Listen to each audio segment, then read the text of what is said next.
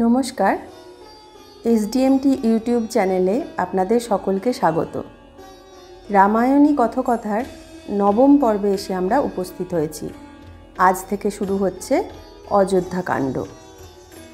রাম এবং তার ভাইদের বিবাহ অনুষ্ঠানের পর 12 বছর কেটে গিয়েছে। দশরথ বৃদ্ধ হয়েছেন।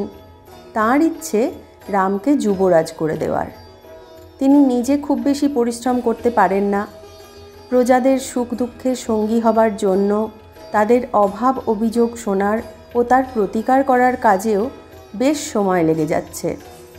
আবার রাম 24 পেরিয়ে 25-এ পা দিয়েছে। প্রজাদের নয়নের মণি। সীতাও বেশ পরিণত হয়েছেন, তাঁরও 18 চলেছে। দশরথ ভাবলেন এটিই উপযুক্ত সময়। রাম বিদ্যায়, বুদ্ধিতে, সাহসে, এক কথায় সর্বগুণান্বিত হয়ে উঠেছে। দশরথ সব দিক বিবেচনা করে সভা আহ্বান করলেন। আলোচ্য বিষয় রামের যৌবরাজ্যে অভিষেক। সভা বৃহৎ আকারের যাতে হয় তার জন্য নিজের রাজসভার সভাসদদের বিভিন্ন রাজ্যে পাঠালেন রাজাদের নেমন্তন্ন করার জন্য। নেমন্তন্ন গ্রহণ করে দেশ বিদেশের রাজারা সপার্ষদ হাজির হলেন অযোধ্যায়। প্রজারা এলেন খবর পেয়ে। সেই বড় সভায় দশরথ ঘোষণা করলেন, আমি বৃদ্ধ হয়েছি, সব কাজ ঠিকমতো করে উঠতে পারছি না। রাম পরিণত হয়েছে, সে বিদ্যায়, বুদ্ধিতে, অস্ত্রচালনায়, প্রজানুরঞ্জনে পারদর্শী হয়ে উঠেছে। রামকে যুবরাজ পদে অভিষিক্ত করতে চাই। আপনাদের মতামত জানান। সবাই আনন্দের সঙ্গে দশরথের প্রস্তাবকে সমর্থন জানান। এখানে বাল্মীকি রামের অনেক গুণের কথা বলেছেন। যুবরাজ হওয়ার আগে এই গুণগুলি রাজা প্রজাদের কাছে উন্মোচন করা হলো। বিশেষ করে অযোধ্যা নগরীতে যারা নতুন তাদের কাছে। রাম সদোষ ও পরদোষবিদ, আশ্রিতের প্রতিপালক, স্বজন ও স্বধর্মের রক্ষক, সংযমী। পৃথিবীর মতো তিনি ক্ষমাশীল। ক্রুদ্ধ অবস্থায় দেবতাদের কাছেও ভীতিদায়ক। বাগ্মী, হাতির পিঠে চেপে বা রথে চড়ে গেলেও প্রজাদের কুশল জিজ্ঞাসা করা ছিল তার অন্যতম কাজ। এমন মানুষকে প্রজারা যুবরাজ হিসাবে চাইবে সে তো বলাই বাহুল্য। রাজ্যাভিষেক হবে রামের। চারিদিকে সাজো সাজো রব। দশরথ আদেশ দিলেন, কল্য সূর্যোদয়ের সঙ্গে সঙ্গে স্বস্তি বাচন হবে। সুমন্ত্রকে বললেন রামকে সভায় ডেকে আনতে। রাম রথে চেপে বেরোচ্ছিলেন। দশরথের আহ্বানে সভায় এসে পিতাকে প্রণাম করলেন। দশরথ বললেন, তুমি সবার প্রিয়, আমি তোমাকে যৌবরাজ্যে অভিষিক্ত করতে চাই। তুমি বিনয়ী আর জিতেন্দ্রিয় হয়ে কাম ক্রোধকে জয় করে ন্যায় বিচার করে প্রজাদের মন জয় করো। রামের বন্ধুরা ছুটে গিয়ে কৌশল্যাকে খবর দিল। অভিষেকের উৎসবে মেতে উঠল অযোধ্যা। সময় নেই একদম। রাত পোহালেই অনুষ্ঠান। রামকে নির্দেশ দিলেন দশরথ, কাল পুষ্যা নক্ষত্রে তোমার অভিষেক হবে। তুমি আর সীতা আজ উপবাস করবে, কুশের বিছানায় শয়ন করবে। দশরথ রামের অভিষেকের সংবাদ ভরতের মাতামহ কেকেও রাজকে জানালেন না। খবর পাঠানো হলো ভরতের শ্বশুরালয়ে। এত ব্যস্ততা কেন? দশরথ জনান্তিকে রামকে কারণ জানাচ্ছেন। ভরত এখন মামার বাড়িতে আছে। এই সময়টাই তোমার অভিষেকের পক্ষে উপযুক্ত। কারণ মানুষের মনের গতি কখন কীরকম হয় কেউ তা বলতে পারে না। যদিও জানি ভরত খুবই ভালো ছেলে, তবুও সেরকম অবস্থায় মুনিদেরও চিত্তভ্রম হয়। বাবার কথা শেষ হতেই মায়ের কাছে পৌঁছলেন। কৌশল্যা আগেই সুসংবাদটি পেয়েছেন। তিনি আশীর্বাদ করলেন। সেই সময় কৌশল্যার কাছে সুমিত্রা ও লক্ষ্মণ বসেছিলেন। সুমিত্রাকে প্রণাম করলেন রাম। লক্ষ্মণকে বললেন, তুমি তো আমার দ্বিতীয় সত্তা, তোমার জন্যই বেঁচে থাকতে চাই। বশিষ্ঠের সঙ্গে এক সময়ে বিশ্বামিত্রের সম্পর্ক ভালো ছিল না। পরে সব ঠিক হয়ে যায়। রাম বিশ্বামিত্রের শিষ্য ছিলেন, বশিষ্ঠ ছিলেন রাজপুরোহিত। বশিষ্ঠের কাঁধেই অভিষেকের ভার। তিনি ব্যস্ত হয়ে পড়লেন। অযোধ্যাকে ফুলে ফুলে সাজানো হলো, পথঘাট পরিষ্কার করা হলো। অনেক মানুষ একসঙ্গে এই কাজে হাত লাগালো। প্রজাদের চোখে মুখে খুশির ছোঁয়া। অতিথিশালা পূর্ণ রাজা ও সভাসদে। তাদের দেখভাল করছেন অসংখ্য দাসদাসী। এখন বসন্তকাল, মৃদুমন্দ দক্ষিণা বাতাস, গাছে গাছে কচি পাতা, বেল, জুঁই, টগর, বকুল ফুলে গাছ ভর্তি। আগামীকাল ভোরবেলা বেজে উঠবে মঙ্গল সানাই। সবাই তৈরি হচ্ছে। কইকেয়ী তাঁর প্রাসাদে। তিনি এখনও রামের অভিষেকের কথা জানতে পারেননি। দাসী মন্থরা হইচই শুনে প্রাসাদের ছাদে উঠে দেখল রাস্তাঘাট সুসজ্জিত, তোরণ, বাড়ির ছাদে ছাদে নিশান উঠছে। মন্থরা ছাদ থেকে হনহনিয়ে নেমে এসে রাস্তায় একজন দাসীকে সামনে পেয়ে জিজ্ঞাসা করল, ব্যাপারখানা কি? দাসী বলল, তাও জানো না, কাল যে আমাদের রাম রাজা হবে, তাই তো সবাই আনন্দ করছে। মন্থরা হাঁপাতে হাঁপাতে ছুটল কইকেয়ীর ঘরে। কইকেয়ীর তখনও বৈকালিক ঘুম ভাঙেনি। তাকে ঘুম থেকে তুলে মন্থরা বলল, তোমার সর্বনাশ হয়ে গেল, তুমি এখনও ঘুমোচ্ছ? তোমার কপাল পুড়ল গো, রামকে মহারাজ যুবরাজ করছেন। কইকেয়ী উঠে এমন সংবাদ শুনে আহ্লাদিত হলেন। মন্থরাকে অলংকার পুরস্কার দিলেন। মন্থরা পুরস্কার ছুঁড়ে ফেলে দিল। মন্থরা ছিল কইকেয়ীর বাপের বাড়ির দাসী। বিয়ের সময় কইকেয়ীর সঙ্গে অযোধ্যায় চলে এসেছে, সেই থেকে আছে। অনেক দিন ধরে কইকেয়ীর সঙ্গে বসবাস। মন্থরা বলল, তোমার ছেলে কি যুবরাজ হচ্ছে? দুদিন বাদে রাম রাজা হবে, কৌশল্যা হবেন রাজমাতা। কৌশল্যার কাছে তোমাকে হাত জোড় করে থাকতে হবে। ওই মহারাজ ভীষণ চালাক। ভরত যখন মামার বাড়ি, তখনই অভিষেকের অনুষ্ঠান করতে হলো। কইকেয়ী মন্থরার মুখে এমন কথা শুনে বললেন, ছি, এমন কথা মুখে আনতে নেই। রাম সবার বড়, তারই তো রাজা হবার কথা। সে ধর্মপরায়ণ, সত্যবাদী, আর সবচেয়ে বড় কথা, সে আমাকে তার নিজের মায়ের চেয়েও শ্রদ্ধা করে। শুধু শুধু তুমি ভয় পাচ্ছ। কিন্তু কুটিল মন্থরা ছাড়বার পাত্রী নয়। সে ইনিয়ে বিনিয়ে কইকেয়ীর মনে বিষ ঢালতে লাগলো। শেষ পর্যন্ত কইকেয়ী মন্থরার কথা মতো কাজ করতে রাজি হলেন। একবার দেবাসুরের ভয়ানক যুদ্ধে দেবরাজ ইন্দ্রের হয়ে অসুরদের সঙ্গে দশরথ যুদ্ধ করেছিলেন। দণ্ডক প্রদেশের বৈজয়ন্ত নগরে তিমিধ্বজ নামে এক অসুরের সঙ্গে যুদ্ধে মারাত্মক জখম হন দশরথ। প্রাণপণ চেষ্টায় কইকেয়ী তাকে বাঁচিয়ে তোলেন। সুস্থ হওয়ার পর প্রীত হয়ে দশরথ কইকেয়ীকে দুটি বর দিতে চাইলেন।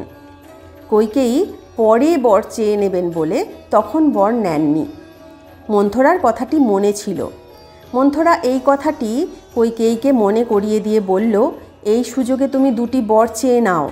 এক বরে রামকে 14 বছরের জন্য বনবাসে যেতে হবে, আর দ্বিতীয় বরে রামের বদলে ভরতকে যুবরাজ করতে হবে। দশরথ নিজে এলেন কইকেয়ীর মহলে সুসংবাদটা দেবার জন্য। সবাই নানা কাজে ব্যস্ত। কইকেয়ীর শয়নকক্ষে কইকেয়ী নেই। সামনে একজন দাসীকে পেয়ে কইকেয়ীর কথা জিজ্ঞাসা করলে সে বলল, রানীমা গোসাঘরে। গোসাঘরে? কেন? গোসাঘরে কি করছে? দ্রুত পায়ে কইকেয়ীর গোসাঘরে এসে মহারাজ দেখলেন মেঝেতে মলিন বেশে কইকেয়ী শুয়ে আছেন। কইকেয়ীর প্রতি একটু বেশিই দুর্বল ছিলেন দশরথ বরাবর। তিনি জিজ্ঞাসা করলেন, কি হলো তোমার মহারানী? কেউ কি তোমাকে কিছু বলেছে? তুমি একবার বলো কাকে শাস্তি দিতে হবে। তুমি যা বলবে আমি তাই করব। কইকেয়ী মন্থরার কথা মতো বললেন, যদি আপনি প্রতিজ্ঞা করেন আমি যা চাইব তাই দেবেন, তবেই বলবো। দশরথ কইকেয়ীকে প্রতিশ্রুতি দিয়ে বললেন, তুমি তো জানো রাম ছাড়া তোমাকেই বেশি ভালোবাসি, তুমি যা চাইবে আমি তাই দেব।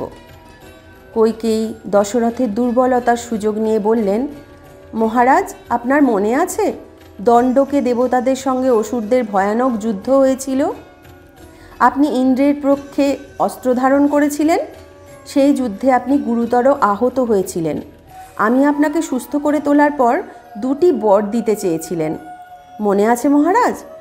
আপনি এখন কি সেই বর 2টি দিতে প্রস্তুত আছেন?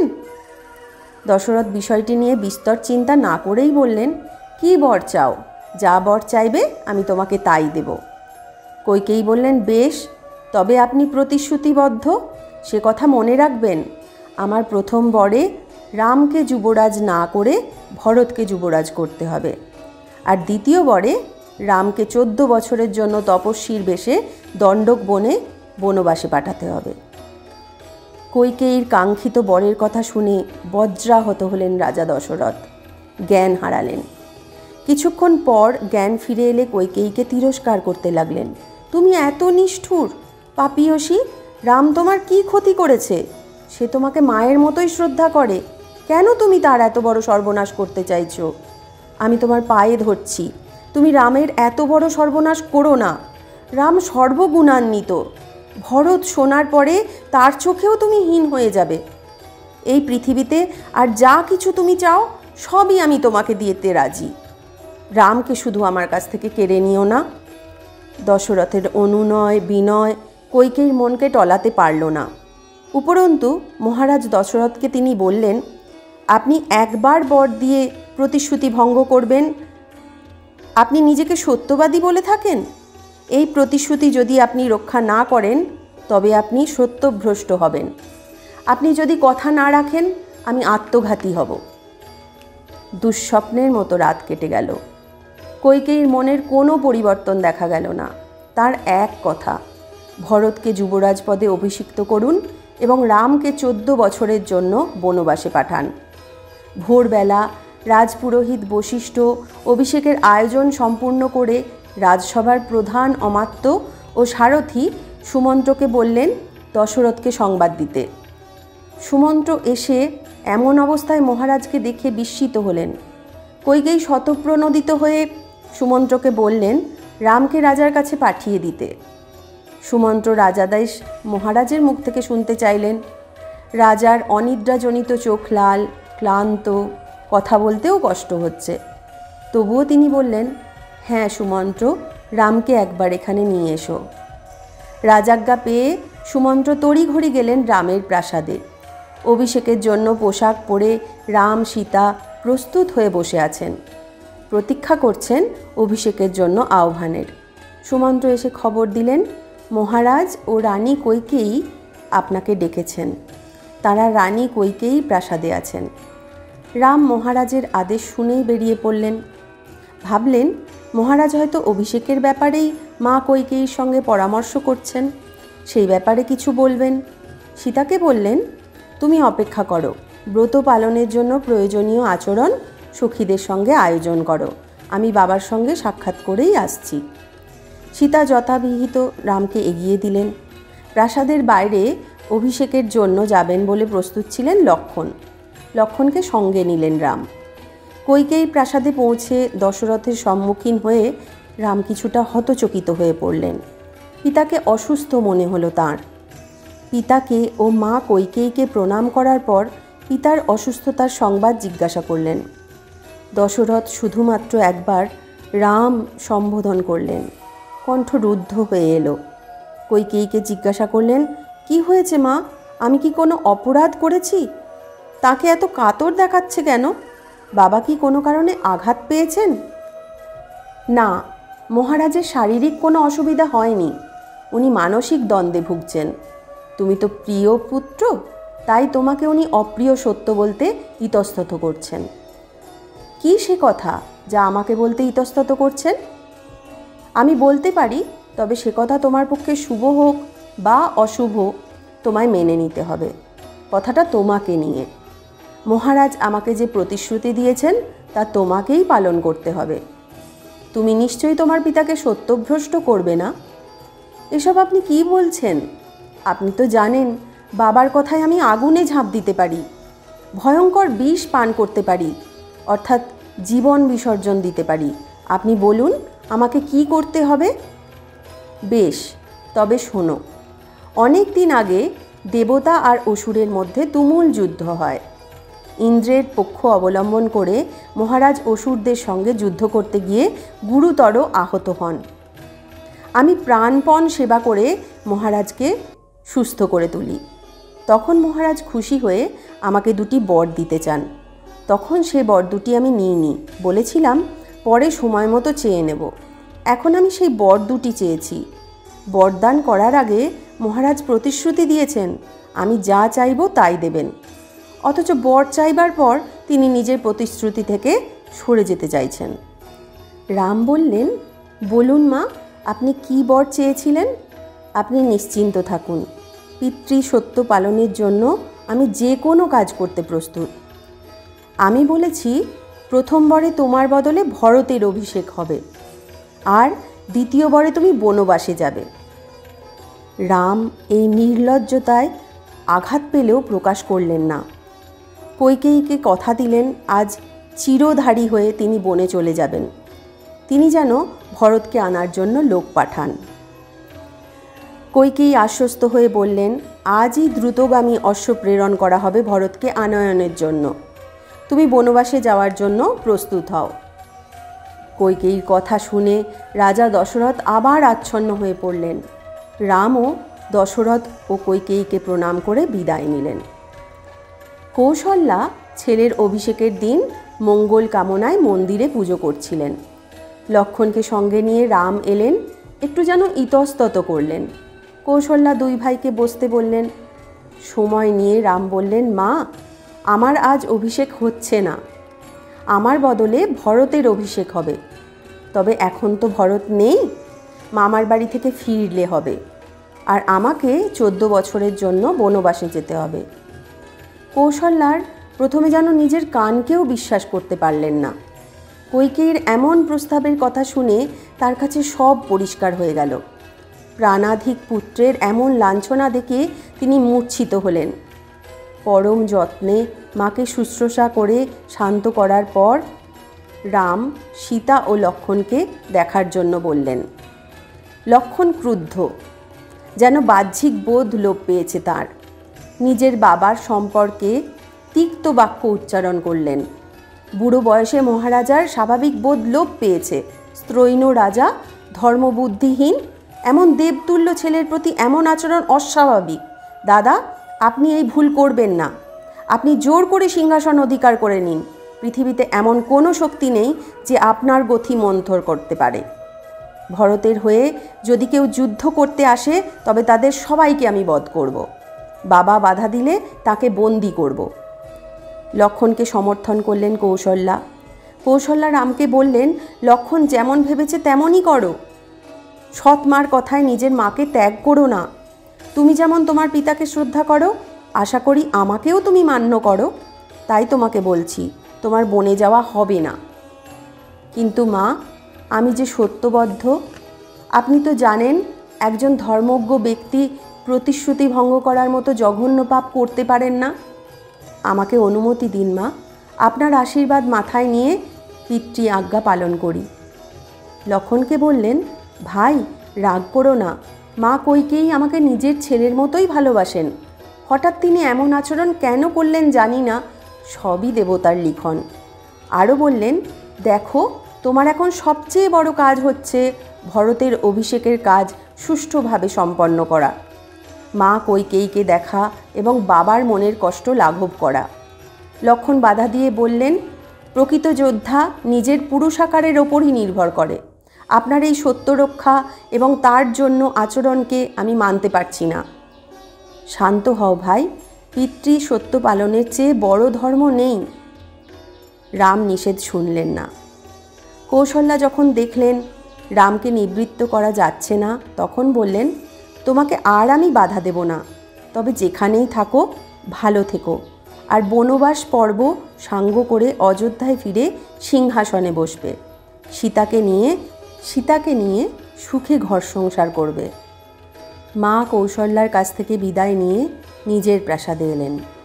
এখানে সীতা মনের আনন্দে সখীদের সঙ্গে গল্প করছেন এবং অপেক্ষা করছেন রামের জন্য। মনে মনে হয়তো ভাবছেন মহারাজ নিজের হাতে তাঁর স্বামীর মাথায় উষ্ণিস পরিয়ে দিচ্ছেন। কিন্তু রামকে দেখে সীতার উদ্বেগ ফুটে উঠল সারা শরীরে। প্রভু, আমাকে সব কথা বলুন, কি হয়েছে? রাম আবারও ইতস্তত করে বলেই ফেললেন, আজ আমার অভিষেক হচ্ছে না। কেন? অভিষেক হচ্ছে, তবে আমার নয়, ভরতের। কেন? কি আপনার দোষ? আমাকে 14 বছরের জন্য বনে যেতে হচ্ছে, তাই তোমাকে বলতে এলাম, আমাকে যেতে হবে। সংবাদ শুনে কান্নায় ভেঙে পড়লেন সীতা। সান্ত্বনার স্বরে রাম বললেন, মাত্র 14টা বছর, দেখতে দেখতে কেটে যাবে। তুমি এই 14 বছর ব্রত করবে, মা কৌশল্যাকে সেবা করবে, অন্য মায়েদেরও ভক্তি করবে। ভরত শত্রুঘ্নকে নিজের ভাইয়ের মতো দেখবে, আর ভরতের কাছে আমার বেশি প্রশংসা করবে না। সীতা এবারে কান্না চেপে দৃঢ়ভাবে বললেন, আমি আপনাকে ছেড়ে এক মুহূর্তও থাকব না। আপনার সঙ্গে আমিও বনে যাব, দয়া করে আপনি অমত করবেন না। তুমি কি কথা বলছো? বনে কত বিপদ তুমি জানো? কত হিংস্র পশুদের বাস, সেখানে তুমি থাকবে কি করে? প্রভু, আপনার সুখ দুঃখে সমান ভাগীদার যদি না হতে পারি, তবে কিসের জীবন? আপনি যেখানেই থাকবেন আমিও সেখানে থাকব, সেই স্থানই হবে আমার স্বর্গ। কিন্তু, কোনো কিন্তু নয় স্বামী, আপনি যদি আমাকে সঙ্গে না নেন তবে আমি দেহত্যাগ করব। তবুও রাম সীতাকে বোঝানোর চেষ্টা করতে লাগলেন। শেষ পর্যন্ত রাম সীতাকে সঙ্গে নিতে রাজি হলেন। নাও, তৈরি হয়ে নাও, দাসদাসীদের যা প্রাণ চায় দান করো, জামা কাপড়, বাসনপত্র যা কিছু আছে সব দান করে দাও। দুঃখের মধ্যেও সীতার মন উচ্ছল হয়ে উঠল। ভুলে গেলেন অভিষেক না হওয়ার দুঃখ। বনবাসকে মনে হলো যেন পরম প্রাপ্তি। লক্ষ্মণ রামের সঙ্গেই এসেছিলেন রামের প্রাসাদে। বাইরে দাঁড়িয়েছিলেন অশ্রু ভরা চোখে। দাদা বৌদি বেরিয়ে এলে রামের পা জড়িয়ে ধরে তিনি বললেন, আমিও যাব। স্বর্গ ঐশ্বর্য কোনো কিছুর বিনিময়েই আমি আপনাকে ছেড়ে থাকতে পারবো না। লক্ষ্মণ, তুমি যদি সঙ্গে যাও, মায়েদেরকে কে দেখাশোনা করবে? মা কৌশল্যা মূর্ছিতা হচ্ছেন, মহারাজের স্বাস্থ্য ভালো নয়, মা সুমিত্রা একা হয়ে যাবেন। তোমার এখানে থাকা একান্ত প্রয়োজনীয়। লক্ষ্মণ সব কথা শুনে বললেন, ভরতের সাধ্যি নেই মা কৌশল্যাকে অশ্রদ্ধা করে। তার নিজের প্রজারা আছে, তারাই দেখাশোনা করবে। আপনি আপত্তি করবেন না? রাম রাজি হলেন। লক্ষ্মণ তৈরি হতে লাগলেন। রাম, লক্ষ্মণ, সীতা বনে যাওয়ার প্রাক্কালে মনের সুখে দান করতে লাগলেন। এই সময়ের বিস্তারে বাল্মীকি ত্রিজট নামে এক বৃদ্ধ ব্রাহ্মণের কথা লিখেছেন। তার কাজ ছিল মাটি কাটা। দারিদ্র্য ছিল তার নিত্যসঙ্গী। রামের ও তার পরিবারের দান ধ্যানের কথা শুনে পরিবারের সবাইকে নিয়ে প্রাসাদের সামনে হাজির হলেন। রসিকতার ছলেই রাম বললেন, একটি লাঠি দেখিয়ে, এই লাঠিটা আপনি যত দূর ছুটতে পারবেন, তত দূর পর্যন্ত জমিতে যত গরু চড়ে বেড়াচ্ছে সব আপনার হবে। ত্রিজট খুব জোরে লাঠিটা ছুড়লেন। লাঠি গিয়ে পড়ল সরজুর অপর পারের মাঠে। রাম কথা রেখে সমস্ত গরু অর্পণ করলেন ত্রিজটকে। ত্রিজট প্রাণ ভরে আশীর্বাদ করলেন। রাম, লক্ষ্মণ, সীতা দশরথের সঙ্গে দেখা করতে এলেন। শোকাতুরা নরনারী তাদের পিছন পিছন প্রাসাদের কাছে চলে এসেছে। প্রত্যেকের মুখ থেকে নানা রকমের বিষোদ্গার, কান্না, হতাশা নির্গত হচ্ছে। প্রত্যেকেই রামের সঙ্গে বনে যেতে চান। দশরথ খবর পেলেন সুমন্ত্রর কাছে। দশরথ আদেশ দিলেন তার সব স্ত্রীদের এক জায়গায় আনতে। তাদের পাশে নিয়ে দশরথ দুচোখ ভরে রামকে দেখবেন এই কামনা পোষণ করলেন। কৌশল্যা, কৈকেয়ী ও সুমিত্রা ছাড়াও আরও 350 স্ত্রী হাজির হলেন। দশরথ বিমর্ষ হয়ে রাম, লক্ষ্মণ ও সীতাকে আহ্বান করতে গিয়েও পারলেন না। গলা বুজে এলো কান্নায়। মূর্ছিত হয়ে পড়ে যাচ্ছিলেন। রাম, লক্ষ্মণ ধরে ফেললেন। রাম বললেন, মহারাজ, আমার প্রিয় পিতা, আপনার আদেশ মতো পিতৃসত্য পালনের জন্য বনবাসের উদ্দেশ্যে দণ্ডকারণ্যে যাত্রা করছি। সঙ্গে সীতা ও লক্ষ্মণ যাচ্ছে। আপনি এবং মায়েরা আমাদের আশীর্বাদ করুন এবং যাত্রার অনুমতি দিন। দশরথ বললেন, আমি পাষণ্ড, তোমার মতো ছেলের কপালে এই ছিল? তুমি এক কাজ করো, তুমি আমাকে বেঁধে রেখে রাজ সিংহাসনে বসো। এ কি বলছেন পিতা? মাত্র তো 14 বছর, দেখতে দেখতে কেটে যাবে। ফিরে এসেও যেন আপনার সেবা করতে পারি। তোমাকে সত্যভ্রষ্ট হতে বলবো না, তোমাদের যাত্রাপথ সুগম হোক। আজকের দিনটা আমার সঙ্গে কাটাও। মহারাজ, আপনি তো জানেন যে মায়া বাড়ালেই বাড়ে, তখন কষ্ট আরও বাড়ে। আপনি অনুমতি দিন, আমরা বনবাসের জন্য যাই। দশরথ, কৌশল্যা, সুমিত্রা কাঁদতে লাগলেন। সুমন্ত ক্রুদ্ধ হয়ে কইকেয়ীকে বললেন, আমরা সবাই রামের সঙ্গে বনে চলে যাচ্ছি, তুমি ভরতকে নিয়ে থাকো। আমি অবাক হচ্ছি ভেবে, তুমি যে বর দুটি চাইলে সেই বর দুটি দিয়ে তুমি কি করবে? যে রাজ্যে ব্রাহ্মণ, পুরোহিত, সাধু সন্তরা থাকবেন না, সেই রাজ্যে কি হবে? এরপর সুমন্ত বললেন কইকেয়ীর মায়ের প্রসঙ্গ। কইকেয়ীর বাবা কেকেয় রাজ এক সাধুর থেকে বর পেয়েছিলেন মনুষ্যতর প্রাণীদের ভাষা বোঝার ক্ষমতা। একদিন এক পাখির ডাক শুনে কেকেয় রাজ হাসতে লাগলেন। কইকেয়ীর মা হাসির কারণ জানতে চান। কেকেয় রাজ বলেন যে হাসির কারণ জানলেই তার মৃত্যু হবে। তা সত্ত্বেও কইকেয়ীর মা জোর করতে থাকেন। তখন রাজা সেই সাধুর কাছে গেলেন, বললেন তার আশু বিপদের কথা। সাধু উপদেশ দিলেন স্ত্রীকে কিছু না বলতে। কেকেয় রাজ তাঁর রানীকে অর্থাৎ কইকেয়ীর মাকে ত্যাগ করতে বাধ্য হলেন। তার মেয়ে হয়ে এর বেশি কি আর আশা করা যাবে? সুমন্ত্রের তিরস্কারে কইকেয়ীর কোনো প্রতিক্রিয়া বাহ্যিকভাবে দেখা গেল না। রাজা দশরথ অনুমতি দিলেন। রামের সঙ্গে যাবে চতুরঙ্গ সেনা, যাবে তোষামুদে, গাড়ি ঘোড়া, অস্ত্রশস্ত্র। কয়েকজন ব্যাধকে পাঠাতে হবে যারা বনের ভেতরটা ভালো চেনে। প্রচুর ধনরত্ন সঙ্গে দিতে হবে যাতে রাম প্রাণ ভরে দান করতে পারে। কইকেয়ী আবারও প্রতিবাদ জানালেন। তিনি বললেন রামকে চির, যার অন্য নাম বাকল বা গাছের ছাল, সেটা পরেই যেতে হবে। রাম বললেন, বাবা, আমি তো বনেই যাচ্ছি, সেখানে এইসব অলংকার বাহুল্য। আপনি চির, পেষ্টিকা আনার নির্দেশ দিন। সমস্যা হলো সীতাকে নিয়ে। তিনি 2 টুকরো চির কিভাবে পরবেন? রাজপুরোহিত বশিষ্ঠ ক্রুদ্ধ হয়ে বললেন, পাপিষ্ঠা কইকেয়ী, সীতাকে চির পরতে দিলে তুমি? শোনো, রামের সিংহাসন সীতার প্রাপ্য। ভরত রাজা হতে চাইবে না, সীতাকে এক্ষুনি গয়নাগাটি দাও। দশরথ বললেন, আমি তো সীতাকে চির পরে বনবাসে যাবার অনুমতি দিইনি। সীতা যদি যায় স্বাভাবিক বেশে গয়না পরেই যাবে। রাম, লক্ষ্মণ, সীতা কৌশল্যাকে প্রণাম করলেন।